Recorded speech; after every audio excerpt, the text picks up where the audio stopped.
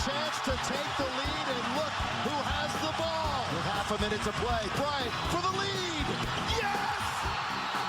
Kobe Bryant gives the Lakers the lead. Ora bem, meus amigos, segunda-feira, à altura falámos aqui um bocadinho de basquetebol. Ricardo, esta é a segunda vez que estamos a falar, é a segunda vez que estamos a fazer esta intro, portanto já sei que tu não és de doces, que passaste o teu Natal tranquilo, a tua passagem de ano foi no dia a seguir. É? Sim, foi um bom resumo. Passei o Natal a ratar nozes do bolo rainha, porque não sou grande fã de doces. Estava mais virado para a moreia frita e para outras comezainas. E a passagem de ano foi aliás, por volta das 10 da noite do dia 1 para o dia 2, que foi quando bebi uns copos com uns amigos e fizemos ali uma contagem decrescente para celebrar o ano novo. Que certamente... E o teu Natal e a tua passagem de ano? Olha, o meu Natal foi... Eu aposto que foi muito animada, não é? Olha, o meu, eu vou-te revelar, o meu Natal, família, normal, aletria e bolo rei, quem me dá isso dá-me alegria. E depois a minha passagem de ano foi a segurar o meu gato, porque ela, neste caso é ela, é muito medrosa, e então... Quando começaram os foguetes, ela entrou em pânico, tal como no ano passado, e eu tive que... eu já sabia que vinham os foguetes, portanto, por volta das 11h58, aproximei-me do sítio onde ela estava a dormir, e assim que começaram os foguetes, eu agarrei-a e calma, e ela lá ficou a tremer e a chorar, e os foguetes, então foi assim que passei, foi literalmente assim a minha passagem de ano. E depois estive a ver um bocadinho de basquete e fui dormir, tranquilo. Uma noite perfeitamente tranquila, e depois no dia 2 já estava a trabalhar, portanto não deu para grandes alegrias, foi assim. Olha, eu na passagem de ano estavam algumas crianças pequenas, mesmo na verdadeira passagem de ano, e as crianças pequenas agradeceram muito aos adultos por proporcionarem aquele espetáculo. Obrigado por prepararem isto para nós. Eram mesmo muito pequenas e, portanto, acreditaram que aquilo tinha sido tudo montado para elas. O Portanto, quê? agora o fogo de artifício. Isso é... Agora vão ter duas desilusões. O Pai Natal não existe e o fogo de artifício não era especificamente para eles. E o pior é se ficam à espera todos os anos de fogo de artifício. Um dia vocês vão para um sítio onde não há. Enquanto acreditarem, o fogo de artifício vai ser sempre as crianças. Ok. Sempre tudo. Aliás, eu tenho que desaparecer, tenho que tirar uma semaninha de férias para ir comprar todos os efeitos. Olha, se quiseres, eu apresento-te um senhor, e isto é mesmo verdade, não é um sketch do Gato Fedorento. Eu apresento-te um senhor que nas festas da terra da aldeia da minha mãe e da minha avó, não sei o quê, uma vez ficou mesmo a segurar o foguete e ele levou-lhe o braço. A mão, esta parte. Esse senhor é o homem que ainda hoje trata dos foguetes nessa festa. Eu posso-te apresentar, ele explica-te o que não deves fazer, que é... Podes-me apresentar, mas eu não o posso cumprimentar. Quer dizer, ele entretanto há de ter melhorado e muito os seus cumprimentos com a mão esquerda. Acho que ele neste momento é pró nesse aspecto. Mas é mesmo verdade, ele ficou mesmo... havia aquele mítico sketch do comprei o foguete, comprei o foguete é para o ver arrebentar. Este senhor, não sei se ele tentou fazer isso ou não, mas eu depois aí off te conto-te outras. Olha... temos muita coisa para... Temos fogo de artifício. Exatamente, temos fogo de artifício. Jimmy Butler atirou os seus foguetes e agora vamos ver quem é que vai apanhar as canas. Nós já sabemos que temos opiniões diferentes, portanto vamos já expor cada uma da nossa opinião. Ricardo, para ti, Pat Riley é o derrotado e Jimmy Butler vai acabar por ser o vencedor deste braço de ferro, não é? Sim.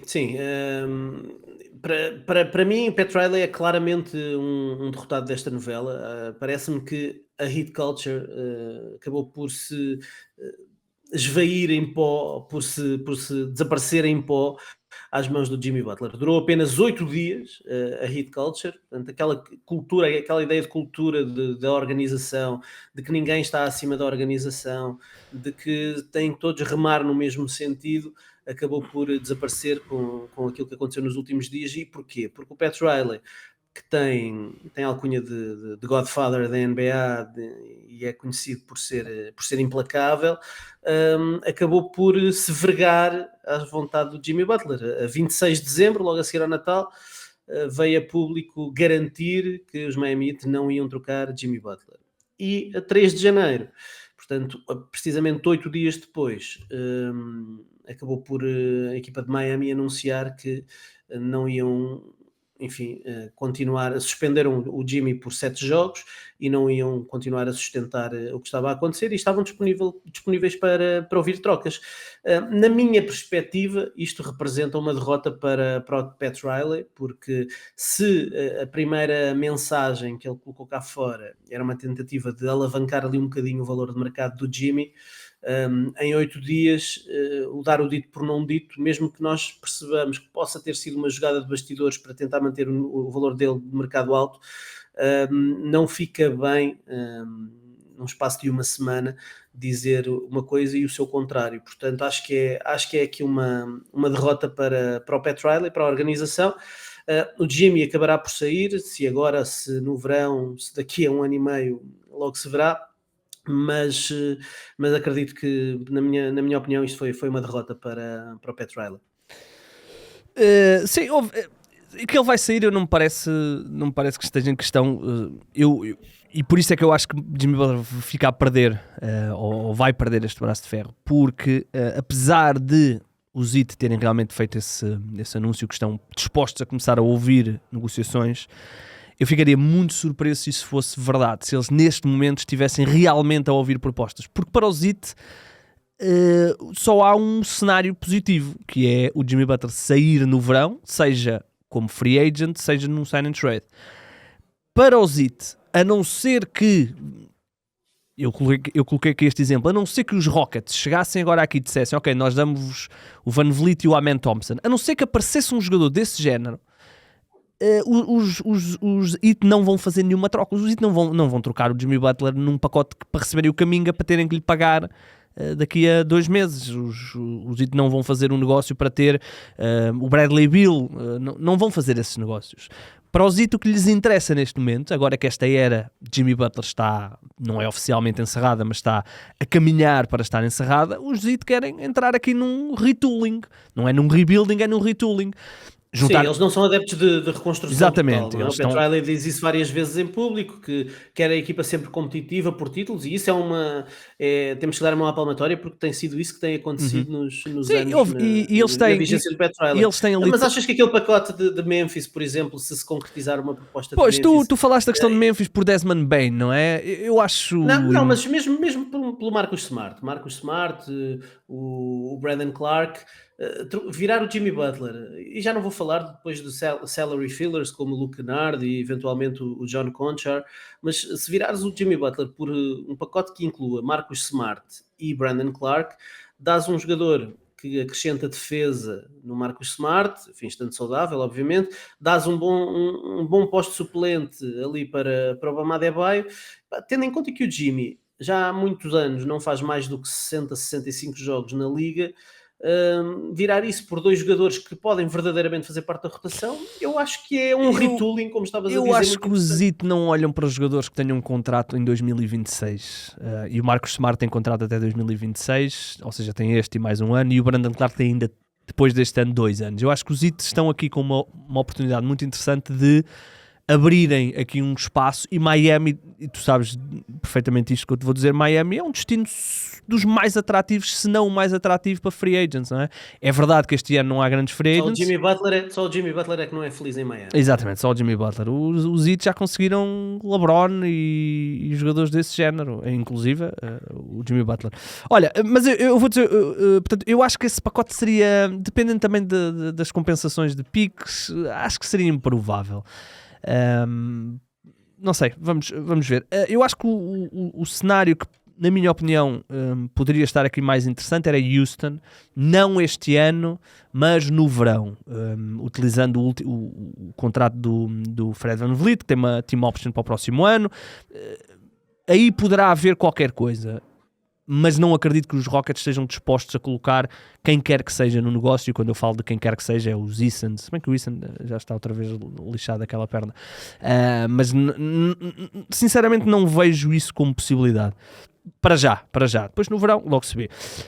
Agora, porque é que eu acho que Jimmy Butler é o derrotado desta história? Era isto que estávamos a falar na primeira gravação. Eu acho que Jimmy Butler e o seu empresário que passou agora uma vergonha muito grande com toda esta história de ter vindo rasgar o Shams Charania, e afinal quem estava certo era o Shams Charania. O seu empresário e Jimmy Butler cometeram um erro muito grande. Eles nunca deveriam, obviamente eles sabem mais que eu e se calhar até nem foi isto que disseram em privado, mas foi o que passaram para público. Que é dizer que o Jimmy Butler vai fazer opt-out ao seu contrato. Porquê? Porque a forma que ele tem de pressionar os Miami Heat, que me parecem completamente dispostos a abdicar da era de Jimmy Butler, ou encerrar a era de Jimmy Butler, a forma que eles tinham para pressionar o Heat não é dizer que ele vai fazer opt-out, porque os Heat ficam contentes com isso. O que eles deveriam ter dito é, não, nós vamos fazer opt-in. Portanto, vocês vão ter que nos aturar mais 1 ano e meio, com o Jimmy Butler amoado e a ir a conferências de imprensa e a fazer isto e aquilo, e portanto, se não querem ter esses problemas, troquem-no. Mas nós vamos fazer opt-in. Nós vamos fazer opt-in, estamos a falar de 50 e tal milhões, o que seria histórico um jogador rejeitar uma opção neste caso de 53 ou 54 milhões. Esta era a forma que eles tinham de pressionar os Heat. Eles dizer que vão sair, para os Heat é no fundo eles já começarem a planear o futuro. Obviamente o Jimmy Butler pode chegar ao verão e dizer não, afinal vou ficar. Porque o Jimmy Butler, durante a época, a não ser que apareça aqui um grande negócio, e quando eu digo um grande negócio, teria que ser se calhar mais do que 2 equipas, porque alguém teria que apanhar aqui outros contratos. Por exemplo, os Heat, se recebessem 4 jogadores pelo Jimmy Butler, teriam de dispensar vários jogadores do plantel. Portanto, era uma confusão muito grande para fazer uma troca tão grande durante a época. E quando chegar ao verão, o Jimmy Butler vai sempre precisar da ajuda dos Heat, seja numa troca normal, seja num sign and trade, para poder ir para um destino que ele realmente queira ir. Porque se ele fizer opt-out e chegar ao verão e os Heat vão lhe perguntar, ok, então e vais para onde? E ele vai olhar à volta e vai ver que há uma equipa que tem cap space, entretanto poderão haver outras, mas há uma equipa que vai ter cap space no verão, que são os Brooklyn Nets. Acho que estão num processo de rebuild extremamente prematuro para irem gastar 40 ou 50 milhões num jogador como o Jimmy Butler, e portanto ele vai precisar da ajuda do Heat para conseguir ir para uma equipa que tenha as mínimas ambições de fazer alguma coisa. Portanto, eu acho que isto é uma derrota para o Jimmy Butler, que não só vai prolongar a sua imagem de que não se consegue terminar uma estadia numa equipa a bem, e portanto a próxima equipa que o apanhar vai ter vai ter mais um exemplo. Se nem os Heat conseguiram, porque raio é que nós haveremos de conseguir. E portanto eu acho que o Jimmy Butler nisto tudo vai ficar a perder, porque os Heat hoje têm a faca e o queijo na mão. E em último caso, e tu disseste há pouco, então agora vais passar meio ano a jogar em Detroit, ou em Detroit não, estão a jogar bem, mas em Charlotte, percebes? Não sei, acho que o Jimmy Butler mostrou demasiado cedo a mão junto dos Heat, e portanto agora vamos ver o que é que eu entendo essa leitura. Parece-me que há claramente aqui, ninguém fica bem na fotografia.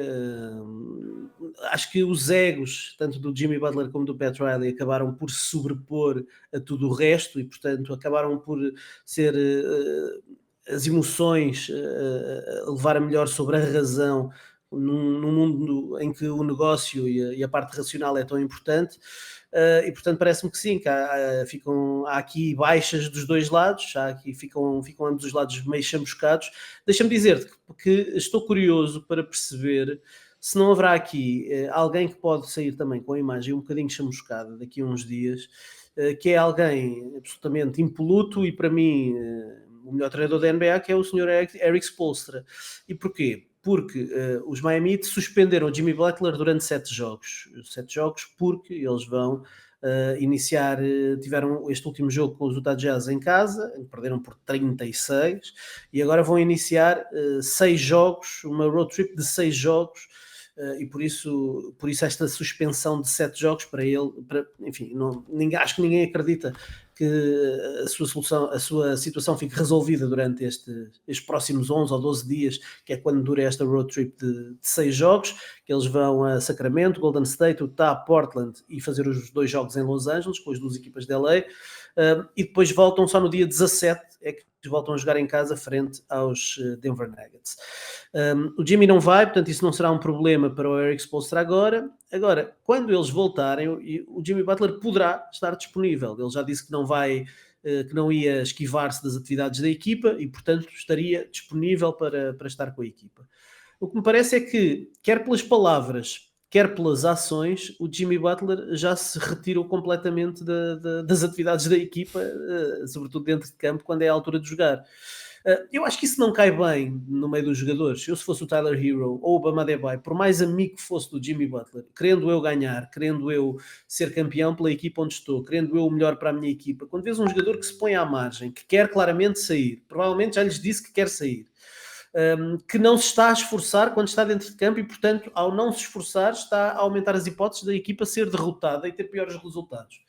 Quando isso acontece, mesmo quando há amizades, os jogadores acabam por pôr um bocadinho à margem quem toma este tipo de atitudes. Portanto, eu estou curioso para ver se, quando ele voltar, se o Eric Spoelstra, estando ele disponível, vai levá-lo a jogo e vai fazê-lo jogar. O Spoelstra já o fez sentar em 2 quartos períodos nos tais 2 jogos em que ele estava a jogar mal, mas estou curioso para ver se o Sr. Eric Spoelstra os tem no sítio, porque não me ficaria bem o Jimmy jogar, mesmo que eu sei que pode vir a questão do... Então, mas eles têm que mostrar à Liga... Pá, a Liga não precisa de o ver. Ele tem muitos anos de Liga para a Liga saber o que é que ele vale. Sim, mas há uma coisa que é...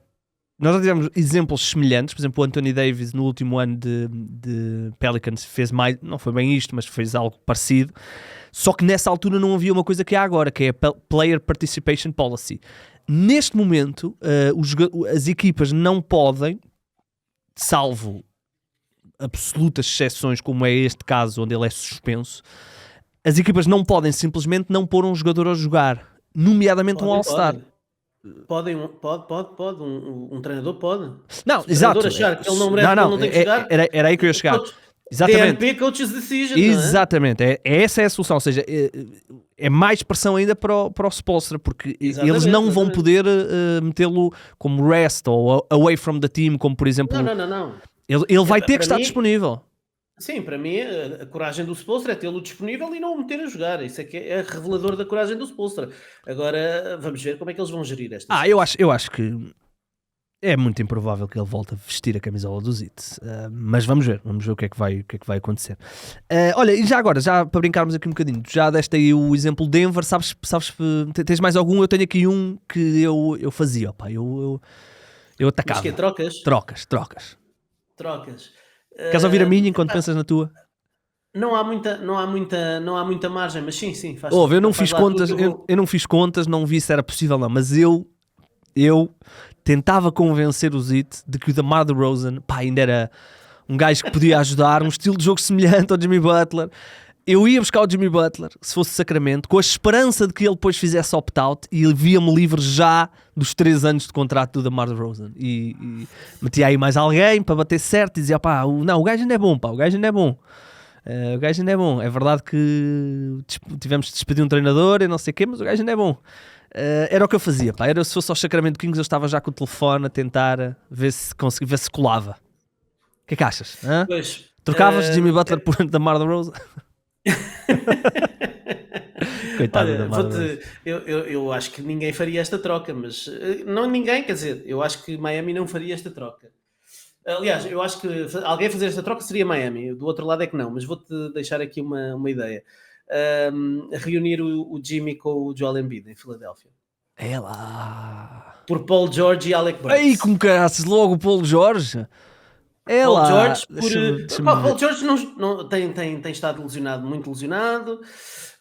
Parece que desaprendeu de jogar. Pá, é uma espécie, toda a gente diz que é uma espécie de Tobias Harris que anda ali. Olha, e Kawhi Leonard? Pá, não. Isso era... Eles,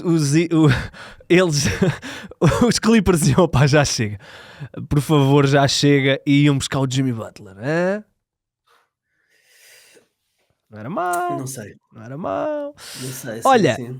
muito bem, vamos ver como é que isto vai desenrolar. Por falar em Kawhi Leonard, já que estamos com a mão na massa, regressou no domingo, não foi? Não, no sábado. Sábado, exatamente. Eu, por acaso, tive a curiosidade quando tu disseste que querias dar o toque neste assunto. Fui hoje de manhã passar os olhos nas posses de bola dele. Um bocadinho rust, né? Notou-se, lançamento Sim, normal. Ele teve mas marcou o primeiro lançamento que fez logo. É verdade, e depois falhou tipo os outros 30. Não, por acaso não sei se foi 30, mas sei que ele não lançou particularmente bem. Olha, tu estavas-me a dizer que colocaste a expressão sonho? Que eles, hã? O que é que, Epá. o que é que achas que é sonhar com Kawhi Leonard? Pois, os Clippers são uma das boas histórias da NBA esta temporada. Eu escrevi sobre eles na semana passada no Viés de Recência. Já vamos falar sobre o na viés de minha- recência, que no tive meu montes, espaço. montes de pessoas a perguntar-me o que é que isso queria dizer e tu vais ter que explicar, que é para eu não ter que andar aqui Já vamos falar sobre isso. Os Clippers são uma das boas histórias da NBA este ano e estão sorrateiramente ali no topo da Conferência Oeste. Portanto, para uma equipa que perdeu o Paul George e que não jogou com Kawhi Leonard até agora, estar no top 6 do Oeste e vendo que há várias equipas do Oeste que se calhar podiam ser consideradas candidatas este ano, mas estão a ter maus desempenhos, os teus Lakers, os Denver Nuggets, Estamos os à Golden frente State deles. Warriors. Está bem, estão à frente deles, mas Já estamos iguais, enfim, 20-15. é igual, né? É igual, sim, era muito idêntico. Mas os Clippers têm a quinta melhor defesa da NBA, nesta altura, a quinta melhor eficiência defensiva. Vão adicionar um jogador que, enfim, estando saudável, é sempre. Olha, tem a quarta, subiram para quarta. Já subiu. Já subiu Pois, para quarto. não tinha visto ainda esta manhã se tinha subido ou não. Quarta melhor defesa da NBA. Vão adicionar um jogador que sempre foi um crónico candidato a Defensive Player of the Year, estando saudável, e que ofensivamente pode resolver muitos dos problemas que eles têm atualmente. Eles estão no top 10 dos piores ataques da NBA, mas têm o sistema, não é? O James Harden a jogar bloqueio direto com o Ivica Zubac, que está a fazer época de carreira.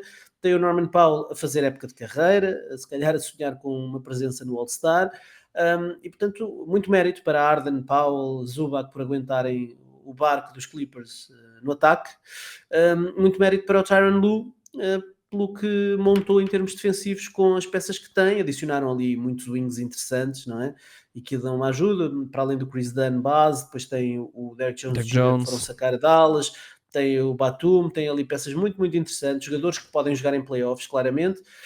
Sabemos que é preciso saúde quando falamos de Kawhi Leonard, mas eu, quando eu digo sonhar, enfim, não vou pôr um teto nestes Clippers, mas vou dizer isso sim, que ninguém quer apanhar estes Clippers quando chegarem os playoffs. Sim, assim, o Tyronn Lue, eu acho que nós já vimos mais ou menos por onde é que vai cair o prémio de treinador do ano, mas o Tyronn Lue vai merecer consideração, pelo menos para ficar no top 3, porque o que ele está a fazer realmente é impressionante. O problema é que não é um problema, adicionar um jogador como Kawhi não é um problema. A incerteza, porque isto vai ser, eu diria que isto vai ser quase jogo a jogo, o Kawhi vai estar questionável, será que joga, será que não joga? Eu, se fosse treinador, eu não preferia estar com menos ferramentas, mas a fazer o meu trabalho, e nós já vimos que o Tyronn Lue é dos treinadores mais capazes de fazer trabalho na NBA, do que propriamente estar todos os dias a ter que responder se o Kawhi vai jogar. E depois tu lembras como é que era há 2 ou 3 anos em que o Kawhi diziam ao Tyronn Lue 5 minutos antes de começar o jogo se ele podia jogar, e depois só podia jogar as segundas partes ou as primeiras partes. Pronto. Eu acho que poderá ser uma distração. Se tu me dissesses que o Kawhi até o final da época faria, portanto 35, faria 40 jogos, aí eu já estava contigo que esta equipa podia sonhar. Se o sonho for o título, obviamente não, mas se o sonho for chegar a uma segunda ronda de playoff e serem um alto que muito... o sonho pode ser uma final de conferência. O sonho. Não sei, acho que há aqui emparelhamentos muito difíceis para eles. Claro que sim. Agora, um Kawhi a jogar meia época. Mas a minha dúvida é o que é que ele vai suportar a nível de ofensivo, não é? Se ele vai ter um usage tão alto como teve sempre. Não vai. Para já vai quebrar as dinâmicas que a equipa construiu já, não é? E que tem com a bola em permanência nas mãos do James Harden, ou muitas vezes a deferir ali para o Norman Powell. Sabemos que com o Kawhi tem que haver muitos isolamentos, o ataque tem que estagnar um bocadinho, tem que haver bons spot-up shooters para aquilo funcionar, mas se há alguém que percebe de basquetebol é o Tyronn Lue, portanto não estou muito preocupado com essa parte. A minha única preocupação, obviamente, e acho que é de toda a gente, é a saúde do Kawhi, mas acreditar num Kawhi que faz apenas meia época, que faz 30 joguinhos até aos playoffs e aparece com pernas frescas nos playoffs, faz-me vacilar. Ele chegar saudável aos playoffs faz-me vacilar. Vamos ver como é que ele vai estar. Final de conferência. Esse é o problema, não é? Eu vi uma imagem recente dele, a fotografia dele, e o joelho, a forma do joelho, coitado, é mesmo terrível. O Kawhi, eu lembro-me perfeitamente do ano em que ele, antes da lesão, portanto, o ano onde ele se calhar tem o seu melhor ano individual e concorreu para MVP e tudo mais, e depois lesiona-se no lance com o Zaza Pachulia. Não sei se tu te lembras que no momento em que ele se lesiona contra os Super Warriors de Kevin Durant, Curry, Clay, Draymond, eles estavam a ganhar por 30 pontos, depois acabam por perder. E o Kawhi parecia absolutamente imparável. Esse Kawhi nunca mais vamos voltar a ver, mas ficará sempre a ideia de que o Kawhi num determinado jogo pode ser absolutamente decisivo. As minhas dúvidas é se, mesmo que ele chegue fresco aos playoffs, ele vai aguentar um mês de 7 jogos, ou de 6 jogos, ou de 5 jogos, dia sim, dia não sei. Acho que o sonho com Kawhi já é muito desfasado da realidade, e portanto vamos ver agora, como tu disseste bem, se há alguém que consegue tirar um grande proveito, mesmo que o Kawhi, vamos imaginar que o Kawhi só pode jogar 22 minutos por jogo. Se há alguém que sabe retirar proveito disso, é o Tyronn Lue, portanto vamos ver. Gostava que o Kawhi pelo menos fizesse uma reta final de carreira minimamente saudável, mas não me parece que vai ser. Porque que ele tem 33, 34, pai? 30, sim. Estará perto dos 35, talvez. Não tem aqui idade. 34. Bem, andará por aí, muito bem. Olha, outro assunto que temos aqui que falar é o nosso Anthony Edwards e os nossos Minnesota Timberwolves. Eu tive o prazer de ver agora o jogo de máximo de carreira do Anthony Edwards e até eu também vi. E até poderíamos aqui dizer, uau, espetáculo, o homem fez máximo de carreira. Foi um jogo terrível dos Minnesota, que perderam em Detroit. Ele faz os 50 e tal pontos, mas a equipa jogou tão mal, que eu acho que ele preferia apagar esses 50 e tal pontos da sua cabeça, porque... Não sei. Achas que não? Não sei. Eu acho o Anthony Edwards muito focado nele mesmo, muito miúdo ainda. Parece-me que, e ali nas posses de bola finais, não sei se viste o jogo com atenção, reparaste nisso também, nas posses de bolas finais defensivas, ele já não defendia o seu jogador por querer ir rapidamente capturar o ressalto, que era para ser ele a trazer a bola para a frente e tentar passar dos 51, que ele teve ali uma série de tempo com 51 pontos, e queria ultrapassar isso. E é penoso ver, ver porque o talento é enorme, e enfim, mas diz-me. Vamos às declarações. Portanto, para quem possa não ter apanhado isto, no final de um jogo contra Boston, num bom jogo, um jogo muito interessante entre as duas equipas, o Anthony Edwards vai aos microfones, apanha-se a falar com jornalistas, e aquilo que ele se lembra de dizer é que não está a gostar do seu próprio jogo, porque as equipas estão-lhe a fazer double teams e ele está a ter que passar a bola, e as equipas estão a tentar retirá-lo do jogo mentalmente, porque ele depois não se consegue empenhar quando o seu objetivo é marcar pontos e as equipas fazem-lhe double teams e ele então tem que passar a bola. Ora, com a exceção do Devin Booker uma vez num jogo de verão a queixar-se dos double teams, eu nunca tinha visto um jogador da NBA publicamente dizer que as equipas não lhe deviam fazer double teams, e porque se as equipas fazem double teams ele desliga do jogo. Eu confesso que nunca tinha visto, Ricardo, já vão alguns anos de acompanhar a NBA, eu nunca tinha visto um jogador tão graficamente explicar que se vocês me fizerem double team eu vou-me desinteressar pelo jogo, que eu quero é marcar pontos. Isto vai um bocadinho ao encontro do que tu disseste dele estar demasiado focado nele e estar um bocadinho ser um bocado criança, né? E vimos, quem viu aquele documentário, aquela série que eles fizeram, os Starting Five, percebeu que ele é uma criança num corpo de um super atleta. Ora, ele está na NBA, a liga mais competitiva do mundo. Ele acha que os adversários não fazem game plan para o retirar do jogo? O que é que... Bom, se não fazem, agora têm menos trabalho para fazer o scouting, porque ele próprio acabou por dar o segredo às equipas adversárias sobre como é que se tira o Anthony Edwards do jogo. Mas o que eu te queria perguntar era isto. Tu achas que isto poderá ter sido ele a expressar-se mal ou seja, não ser ele a dizer não me façam double teams que eu quero jogar 1 contra 1, ou o que ele queria realmente dizer era a forma como nós jogamos, se me fizerem double teams a nossa equipa não vai jogar bem porque eu vou ter que passar a bola e eu não tenho armas à minha volta para castigar esses double teams. Eu nem acho que fosse uma coisa tão de se queixar da forma como a equipa joga ou de estar a queixar-se das estratégias adversárias. Estas conversas com o Anthony Edwards são sempre naquele registro mais intimista. Eu tive a oportunidade de ir 2 semanas aos Estados Unidos fazer uma série de peças com o Nemias. E quando estás lá, tens vários níveis de acesso na tua credencial como jornalista para o que acontece no pré e no pós-jogo. E no pós-jogo, todos os jornalistas credenciados têm acesso à conferência de imprensa. Mas depois há um número muito reduzido que tem acesso ao balneário. E esse número muito reduzido são aqueles 4, 5 que trabalham para órgãos de comunicação, sobretudo a nível nacional, ou locais muito importantes, órgãos locais muito importantes, e com quem já existe uma relação de confiança e de muitos anos também com a organização. Portanto, por isso é que tu ouves sempre as mesmas 3, 4 vozes no balneário a falar com os jogadores, porque são esses que conseguem ter acesso ao balneário. E aquele registro de conversa de balneário, em que o jogador não está num palanque na conferência de imprensa, mas está ali sentado, se calhar até meio despido, ainda transpirado, que ainda não foi tomar banho, com um jornalista que ele vê todos os dias, com quem tem confiança, com quem se dá bem, que se calhar conhecem os filhos uns dos outros e que há ali quase uma relação um bocadinho mais próxima, os jogadores acabam por falar de uma forma um bocadinho mais aberta e sem filtros.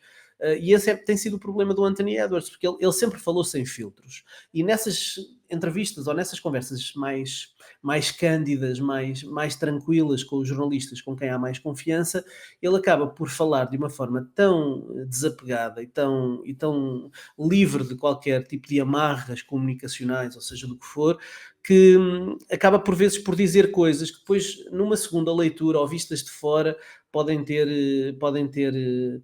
parecer mal ou pode ter uma leitura menos positiva. Eu acho que ele tem sido muitas vezes vítima desse tipo de situações e pareceu-me aqui também. Eu vi, por exemplo, quando estas declarações saíram, a primeira vez que eu me cruzei com elas foi com um tweet de uma daquelas contas agregadoras que tem o conteúdo do que ele disse escrito na descrição do tweet. E aquilo lido soou-me super mal. E, portanto, quando isso me acontece, eu normalmente não passo. Vou à procura do vídeo para perceber exatamente o tom com que se falou, qual era a sequência das perguntas, para perceber um bocadinho mais do contexto do que é que estava a acontecer ali. E ao ver depois a conversa, o vídeo e a conversa, percebi que não foi em jeito de reclamação, de se queixar do 2 contra 1, foi muito mais uma conversa normal, quase de amigos, a dizer, pois, eles fazem-me 2 contra 1 e depois eu tenho que passar a bola e eu sou um jogador formatado para ser um score first player, para marcar primeiro e só depois olhar para outras soluções. E foi uma coisa tão desapegada e tão sem maldade, sem objetivo de atingir os colegas, sem objetivo de dar cartas aos adversários, mas depois quando vais esmiuçar aquilo é isso que acaba por acontecer. Portanto, não parece que haja ali nenhuma maldade da parte dele, pareceu muito mais intencional quando ele teve aquela declaração a dizer a equipa não tem identidade, não jogamos bem, aí claramente ele tinha uma agenda, aqui não me pareceu que tivesse uma agenda, mas o que me parece é que o facto dele não ter esses filtros é uma prova também da falta de maturidade que ele tem, porque não só está a dar algumas cartas aos adversários, mas sobretudo está a mostrar que ele não está ainda preparado mentalmente para ter a evolução como jogador que lhe é exigida nesta altura, que é ser um playmaker. Ele nesta altura ele é dos jogadores.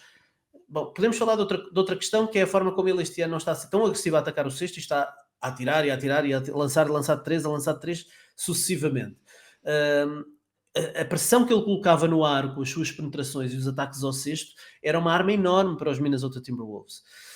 E este ano eles perderam muito disso, porque ele está até boa parte da temporada estava ali no top 5 dos jogadores com mais triplos tentados, era Lamelo, Brandon Miller, por causa das ordens do Charles Lee para descarregar o melão em Charlotte, e era o Anthony Edwards, andavam os 3 ali no top dos triplistas, com mais tentativas de lançamento.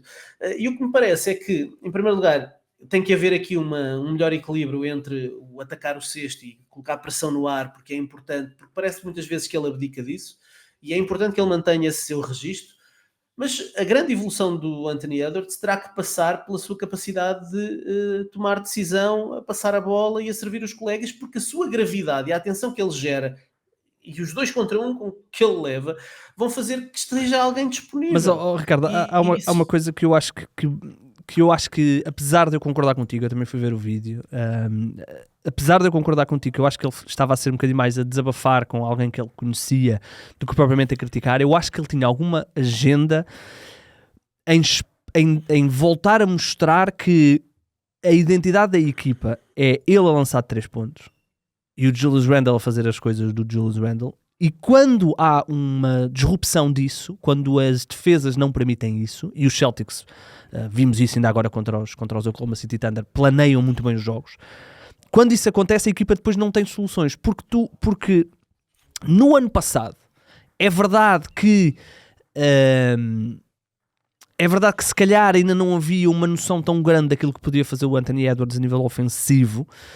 No ano passado as equipas não podiam atacar ou defender o Anthony Edwards desta forma tão declaradamente, retirar-lhe a bola, com o objetivo de lhe retirar a bola da mão, seja com blitz, seja com double teams, porque os Minnesota Timberwolves castigavam. Porque os Minnesota Timberwolves, com todos os seus defeitos, tinham atiradores, nomeadamente um deles, chamado Karl Anthony Towns, que este ano não tem.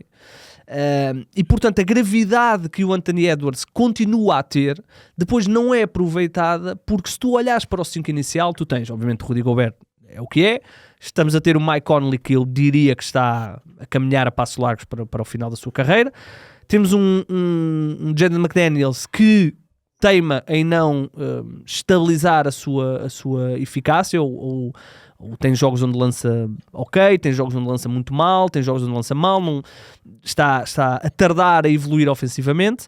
E depois tem Julius Randle, que é um jogador que eu diria que não me lembro de ver o Julius Randle ter um catch and shoot clean, não é? Ele vai sempre querer fazer a sua brincadeira.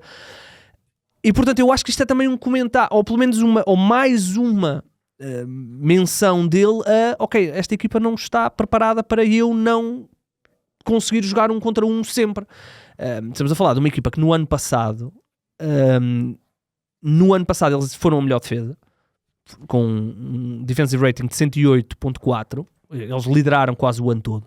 Este ano eles são a 8ª melhor defesa, com um defensive rating de 109.9, portanto estamos a falar aqui de 1,5 ponto de diferença, mas o grande problema vem no ataque, onde eles no ano passado, não sendo, isto é 24-25, eles no ano passado, não sendo uma grande equipa a nível ofensivo, eram 17º, com 114.6 de offensive rating, e este ano conseguem ser 21º com 111.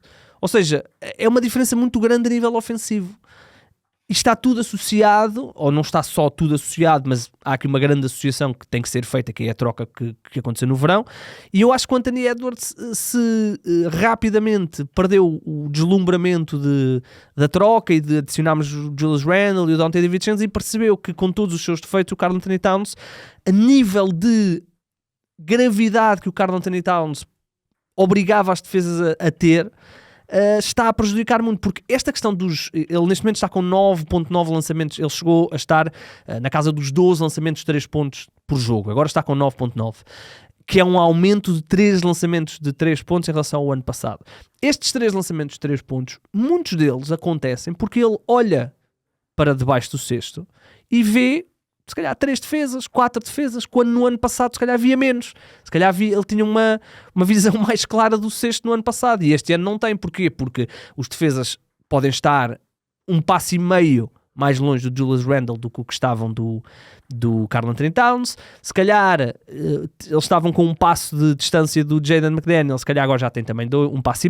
Portanto, ele quando olha lá para baixo vê muitos corpos e acaba por entrar num modo de ter que lançar 3 pontos.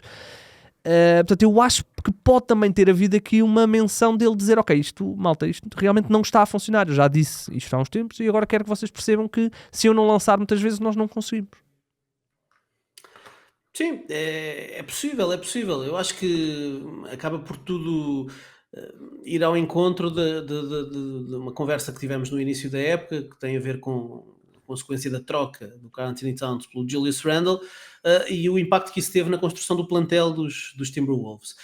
Na altura tivemos a discussão até se Mike Conley ia fechar jogos, se não ia fechar jogos, se o Donte DiVincenzo ia fechar ali em alguns lineups, porque era preciso um bocadinho mais de ball handling, se calhar no final dos jogos, não estando o Mike Conley, mas mesmo nos 5 em que não está o Mike Conley, e aí estou de acordo contigo, para muita pena a mim o Mike Conley está a caminhar muito rapidamente para o final da carreira, ele não consegue manter-se saudável e quando está em campo já não consegue oferecer nem a ameaça como spot-up shooter, nem a consistência e aguentar do ponto de vista físico as agruras, o wear and tear de uma temporada para um titular de uma equipa que quer ser candidato ao título da NBA.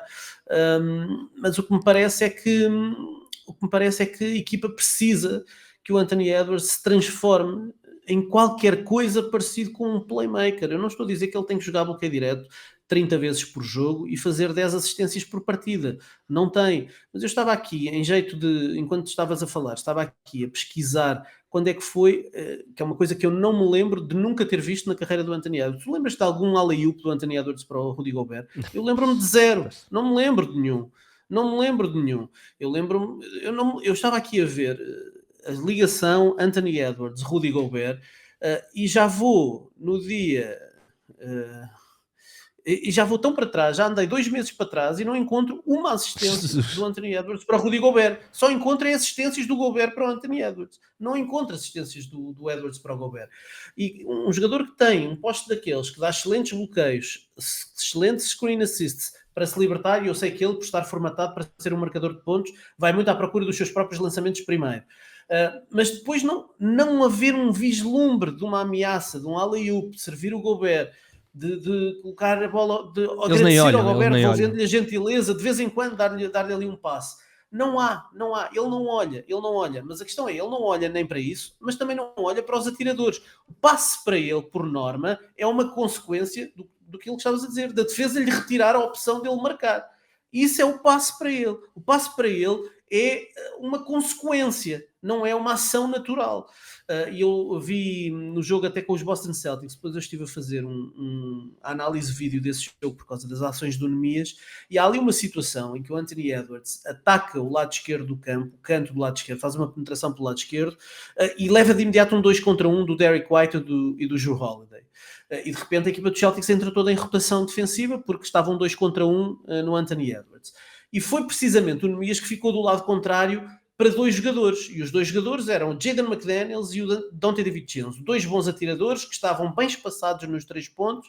E o Nemias ficou ali naquela terra de ninguém à espera de ver o que é que o Anthony Edwards ia fazer para depois poder fazer o close-out ao jogador que estava no perímetro. E o Anthony Edwards demorou uma eternidade a decidir, mas sempre à procura do lançamento e quase só no último momento, antes de regressar ao solo, a passar a bola para o outro lado. E essa falta desse playmaking no jogo do Anthony Edwards é, para mim, talvez o maior problema dos Minnesota Timberwolves, porque a equipa não consegue jogar sem ter alguém a pôr a bola. E se não há o Mike Conley saudável, acho muito difícil a equipa dos Minnesota Timberwolves poder ser competitiva em playoffs. Apanham com os Clippers. Estávamos a falar dos Clippers há pouco. Apanham com os Clippers. Capital de talento, muito mais os Minnesota Timberwolves. Super estrela, a dos Timberwolves é muito melhor do que a super estrela neste momento, do que consegue qualquer uma das estrelas dos Clippers. Mas o sistema defensivo dos Clippers, os corpos que podes atirar ao Anthony Edwards, o Chris Dunn, o Derrick Jones Jr., o Kawhi se estiver saudável, o sistema do Tyronn Lue, para mim não seria uma surpresa se estes Clippers batessem os Minnesota Timberwolves numa série de playoffs. Estes Timberwolves sem Karl Anthony Towns, não é? Sim, os Timberwolves são uma equipa de 50%. Os Timberwolves são uma equipa que no ano passado está na final de conferência por questões não só de talento, decide fazer uma troca avultada, a troca do verão, até se pode dizer assim,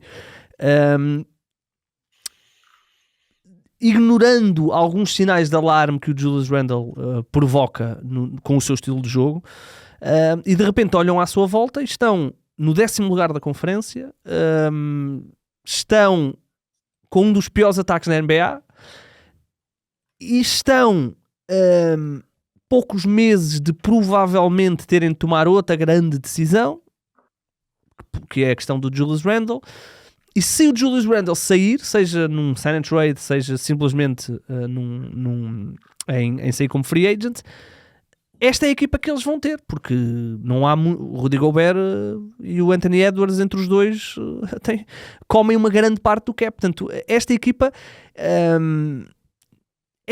poderá estar aqui a caminhar para e é engraçado que nós dizíamos isto sobre os Pacers, dizíamos que ok, eles foram à final de conferência, mas faz lembrar, é um one-off, não é? Faz lembrar aqui o que os Hawks fizeram há uns anos e o engraçado é que podem muito bem ser eles, porque eles vão chegar ao verão e vamos ver o que é que eles vão conseguir fazer com isto.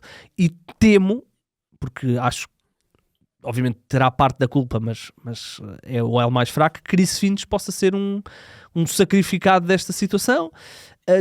Estou curioso para ver até quando é que o Rudy Gobert vai aguentar isso que tu disseste e que este ano ainda tem sido pior com o Julius Randle, que é, eles não olham para ele. E o Rudy Gobert é um jogador com imensos defeitos defensivos, nem tanto, mas ofensivos, montes de defeitos, faz turnovers absolutamente parvos.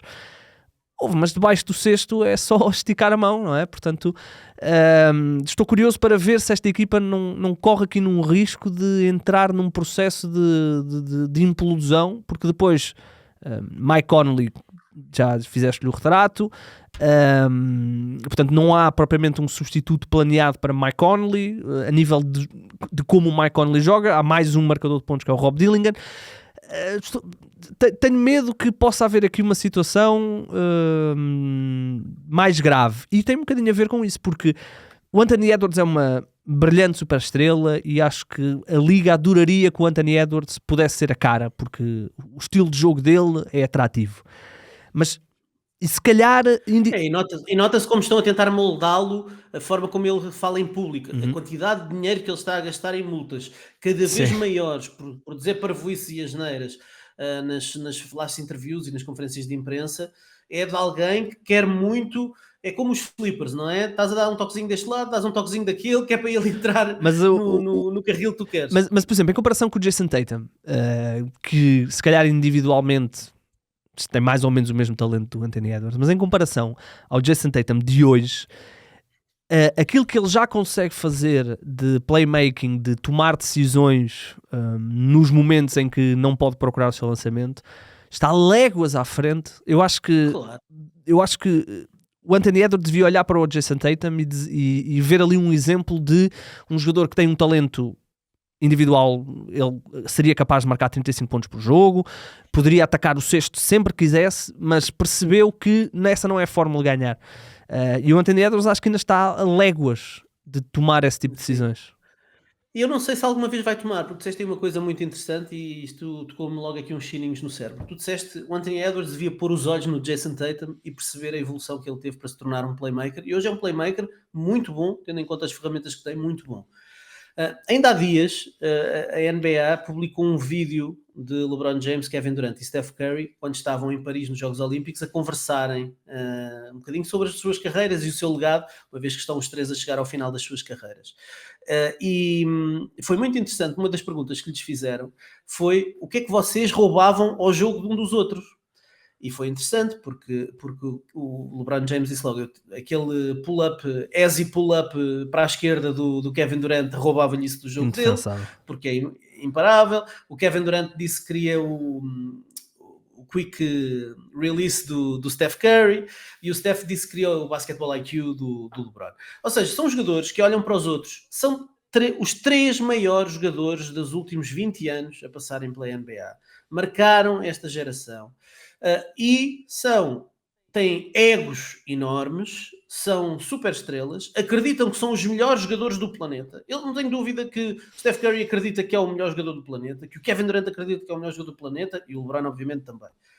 Mas têm capacidade de olhar para os outros e perceber que os outros têm coisas que eles não têm, e por isso é que depois se juntam no verão para tentar trabalhar, perceber como é que eles fazem algumas coisas, melhorar o seu jogo, ir à procura de trabalhar com os melhores para crescerem. Eu acho que o Anthony Edwards nunca, em nenhum momento da sua carreira, vai ser esse jogador que vai olhar para os outros e tentar perceber o que é que os outros têm que ele pode adicionar à mochila dele, ao bag dele, como dizem os americanos.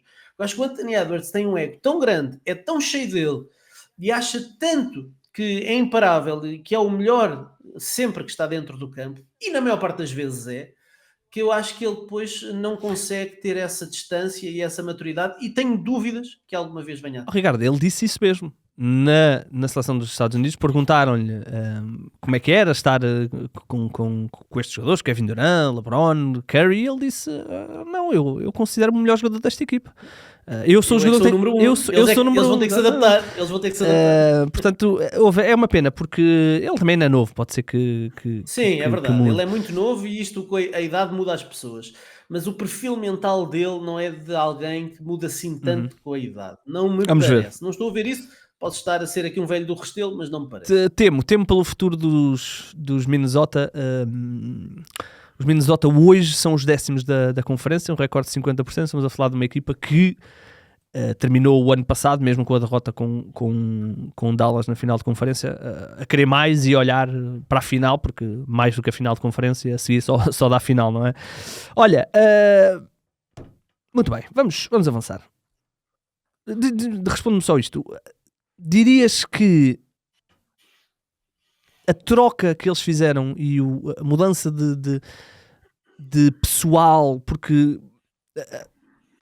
a mudança até de estilo, de como eles jogam e do espaço que têm, da geografia do próprio campo, achas que explica eles estarem a 50%? Não, eu acho que não. Eu acho que a equipa devia estar com um registro bem melhor. Eu acho que eles têm tudo para poder estar no top 4. Uma equipa que tem 4 vezes Defensive Player of the Year, que está ainda no seu prime, está ainda na melhor fase da sua carreira. Tem, para muitos, o melhor jogador americano da atualidade, uma super estrela em crescendo. Tem bons jogadores, bons role players, Donte DiVincenzo, que depois de ter começado ali um bocadinho a contragosto, porque percebeu-se que ele queria ficar em Nova Iorque, já se percebeu que ele está a aceitar um bocadinho o que lhe aconteceu e agora já está a jogar muito melhor. As últimas semanas têm sido bastante melhores e portanto é um excelente role player que está ali. Tem o Julius Randle, que enfim, se há alguém que pode tirar alguma coisa dali, talvez o Chris Finch, que já o conhecia desde o tempo dos Pelicans, em que era lá adjunto. Eles têm uma série, tem o Jaden McDaniels, um dos melhores defensores de perímetro da NBA e que está a ganhar uma dimensão ofensiva também cada vez maior. É verdade que há ali lacunas graves, já falámos do playmaking e da forma como o Conley está a decair e que o Rob Dilling ainda não é jogador para render na NBA hoje em dia, pelo menos para uma equipa que seja candidata ao título. Há ali lacunas evidentes, mas há talento mais do que suficiente nos dois lados do campo para a equipa não ser uma equipa de 50%. Também concordo contigo, mas tenho visto alguns jogos, não só este jogo de Detroit, e é dos mais difíceis de ver, porque... É verdade, é penoso porque ficas com a ideia, pá, façam alguma coisa, porque vocês têm as armas, têm as peças, eu façam. cada vez mais acho que o Julius Randle é um corpo tão estranho naquela equipa, e eu não sou dos maiores críticos de Julius Randle. Acho que uma equipa que tenha o Julius Randle como principal figura, como os Knicks tiveram há uns anos, é uma equipa que é sempre competitiva, porque se mete spacing à volta dele e o deixar jogar, coisas boas podem acontecer. Agora, colocar o Julius Randle numa equipa que tem um jogador como Anthony Edwards, realmente foi uma receita que eu não esperava que corresse tão mal. Mas é um corpo tão defensivamente é absurdo o que o Julius Randle está a fazer este ano. Eu não sei como é que o Chris Finch não o castiga, porque há ali eu lembro neste jogo contra Detroit, há ali um momento, o Detroit teve sempre uma vantagem na casa dos 15, 14, 15, por aí. Ele chegou a ter 20, portanto uma vantagem sempre confortável, mas há ali um momento em que eles fazem um pequeno putsch. E há uma posse de bola, em que é uma posse de bola após um lançamento concretizado, onde houve tempo para recuperar, e a bola vai ter um jogador, que eu não sei quem é, um atirador dos Pistons, e o atirador dos Pistons marca o triplo, e quando tu olhas à volta, vês o Julius Randle, que era o defensor desse atirador, dentro do garrafão, com os dois braços no ar, do género, também não está lá ninguém, e toda a gente a olhar para ele do género. Não, eras tu que devias lá estar. E de repente, aquela desvantagem de, eu não sei, mas vamos imaginar, 8 pontos já passou para 11. E o teu ímpeto já não é o mesmo. Portanto, o que o Jules Randle está a fazer defensivo, eu recentemente vi um clipe das melhores posses de bola, melhores entre aspas, posses de bola de Jules Randle defensivos, é impressionante. Bem, vamos avançar. Vamos ver o que é que isto ainda vai dar. Ainda estamos numa fase que ainda dá tempo para esta equipa pelo menos tentar melhorar aqui os 50%. Olha, vamos à nossa história. Tens aí uma historiazinha para nós? Tenho, e é uma história que eu sei que tu conheces de certeza, mas é uma história caricata de um ano recente, tem menos de 10 anos, ainda por cima é com um jogador da tua equipa, portanto de certeza que te lembras desta história, mas deparei-me há uns dias com esta imagem e achei que podia ser interessante recordar essa história aqui para os nossos ouvintes que eventualmente não se tenham cruzado com essa história, porque de facto é das coisas mais insólitas que me lembro desde que vejo a NBA. E tem a ver com quem teve esse Caldwell Pope, jogador que na altura estava nos Lakers e que chegou a jogar com uma pulseira eletrónica, com um GPS, um sistema de GPS. Para quem não sabe a história, em 2017 o Kentavious Caldwell Pope, que hoje em dia está nos Orlando Magic, teve uma situação insólita, foi obrigado a jogar algumas partidas com uma pulseira eletrónica no tornozelo, por causa de problemas legais. Ele na altura estava nos Detroit Pistons, foi detido por condução sob o efeito de álcool e acabou por ser condenado porque permitiu que outra pessoa conduzisse também sob influência, e portanto ele acabou por ser condenado. A sentença incluía 12 meses, 1 ano de liberdade condicional, mas tinha que fazer testes obrigatórios de álcool, drogas, testes que ele não cumpriu.